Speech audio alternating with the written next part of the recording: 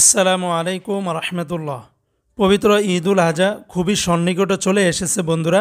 আমরা যদি হিসাব করে থাকি যে ঈদুল ফিতরের পরে অর্থাৎ রোজার ঈদের পরে কোরবানি ঈদ মাত্র 2 মাস 10 থেকে 15 দিন ব্যবধানে হয়ে থাকে, এবং আমরা এটাও জানি যে কোরবানি ঈদের সময় বড় হজ হয়ে থাকে।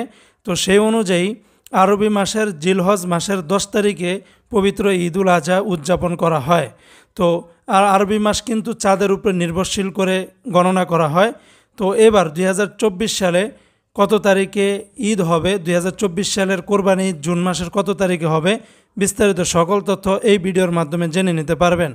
এবার 2024 সালে 10ই জিলহজ বা কোরবানি ঈদ হতে পারে জুন মাসের 16 তারিখ। জুন মাসের 16 তারিখে সৌদি আরবে ঈদ হবে। তবে সৌদি আরবের চাঁদ দেখা কমিটির ঘোষণা অনুযায়ী জুন মাসের 16 তারিখে দেশটিতে কোরবানি ঈদ পালিত হবে।